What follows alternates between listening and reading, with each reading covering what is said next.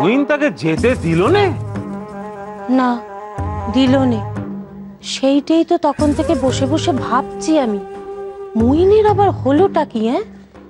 এই যখন বড় গিন্নি ওই বেদবাকে নিয়ে এসেছিল তখন মইনের সে কি ঘুষা, আর এখন সুযোগ পেয়েও মইন কিছুতেই তাকে বিদায় করলো না। এর মধ্যে কিছু তো একটা ব্যাপার আছে।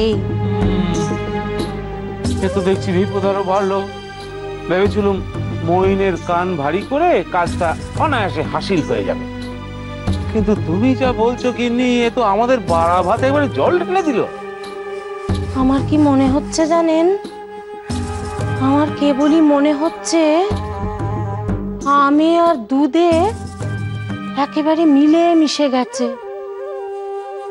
আর আমরা আটি হয়ে গড়াগড়ি খাচ্ছি। কি বলছো গিন্নি? দেখুন, আমার চোখকে ফাঁকি দেওয়া তো অত সহজ নয়। এই মইনের ভাবগতিক না আমার কিছুতেই ভালো ঠেকছে না। সর্বনাশ! ও গিন্নি, ওই মেয়ে মানুষটা কি মইনকে পুরোপুরি গ্রাস করে ফেলেছে? হায় হায় হায়, এখন উপায়? কোনো উপায় নেই। এবেলা বাক্স প্যাঁটরা বেঁধে নিন। প্রথমে বাপের বাড়ি গিয়ে উঠবো, আর সেখানেও যদি জায়গা না জোটে তাহলে গাছতলা তো আছে। কখনো না, এত সহজে আমি হার মানবো না। দেখো, মইনকে একটু চোখে চোখে রাখতে হবে, আর হুট করে তুমি কোনো ঝামেলা বাঁধিয়ে বসো না। এখন আমাদের দেখতে হবে মইন কার দল, ওর মা বউ এদের দলে, নাকি ওই ছলনাময়ী মেয়ে মানুষটার দলে। মইনের পাল্লা যেদিকে ঝুঁকবে আমাদেরও ঠিক সেই দিকেই ঝুঁকতে হবে, বুঝেছ? কি বললেন আপনি?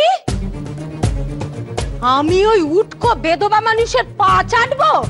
তাহলে একটা কথা আপনিও কান খুলে শুনে রাখুন, আমি মরে যাব, পচে গলে ভাগাড়ে গিয়ে পড়বো। তাও ভালো, চিল শকুনে ছিঁড়ে থাক সেখানে, খেয়াল কুকুরে টেনে নে যাক, পোকায় ধরুক, কিন্তু ওই উটকো বেদবার ওই ছড়ি ঘোরানো আমি কিছুতেই সহ্য করবো না। বলে দিলুম, শুনে রাখুন।